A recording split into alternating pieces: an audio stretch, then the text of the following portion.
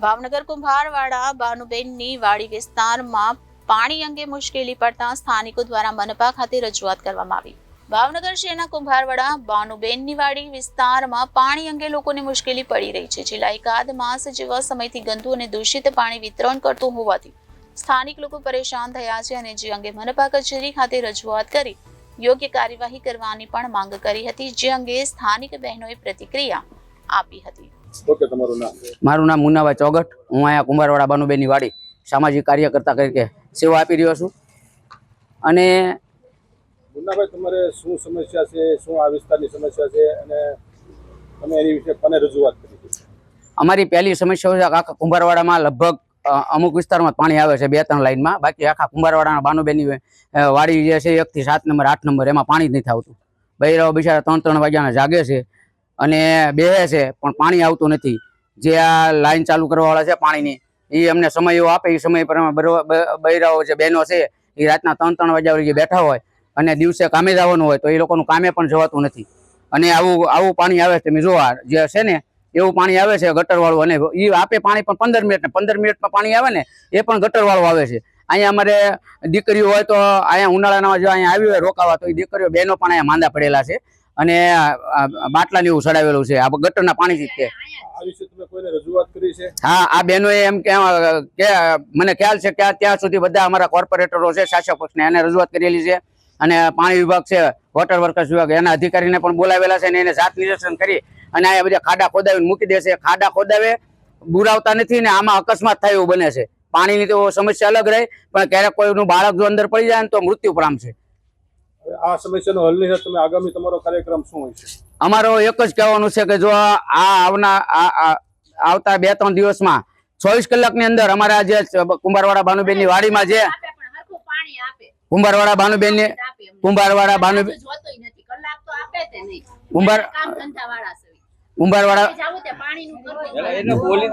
કુંભારવાડા બાનુબેનની વાડી શેરી નંબર 1 થી 8 માં જો પાણીની સમસ્યા હલ કરવામાં નહીં આવે તો અમારા બધા લોકોનું આ એવું કહેવું છે કે અમે શાસક પક્ષ છે એને વિરોધમાં મતદાન કરશું।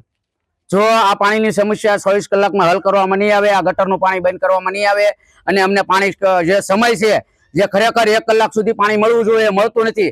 હું આ શાસક પક્ષને કહેવા માંગુ છું કે તમે હિલ ડ્રાઈવ, કાળા નાળા, કાળિયા બીડ આ બધા વિસ્તારોમાં તમે ટાઈમસર પાણી આપો છો તો શું આની લોકો તમને મત નથી આપતા? તમને ખોબલે મત આપી અને તમારા શાસક પક્ષના 4 કોર્પોરેટરને મને આ શૂટિંગ કોર્પોરેશનમાં મૂકેલા છે।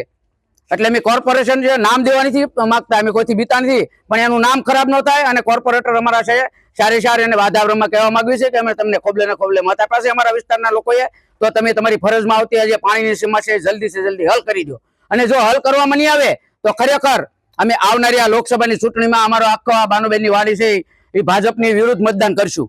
આ અમારો એક નિર્ણય છે। તમારું નામ? બેન, મારું નામ મયુરીબેન છે। મયુરીબેન, કઈ જગ્યાએ રહો, શું સમસ્યા છે બેન? બાનુબેનની વાડીમાં રહેવી છે। તમારે શું સમસ્યા શું છે?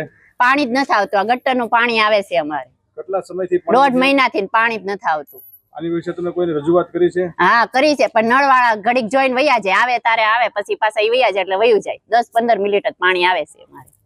પાણી તમારે કેવું આવે છે? આ ગટરનું પાણી આવે છે ને મહેમાન આયા ને 2 દી રોકાવા, જો ઈ માંદા પડી ગયા છે, જા જાય બાટલા ને એવું ચડાવીને આયા ઘરે। એના કોર્પોરેટરનું નામ શું બેન?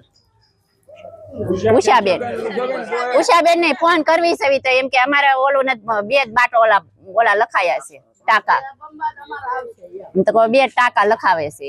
ઓકે, તમારું નામ? મારું નામ મુન્નાભાઈ ચોગટ। હું ભાવનગર લોકસભા, ભાવનગર બોટાદ 15 લોકસભાનો અપક્ષ ઉમેદવાર।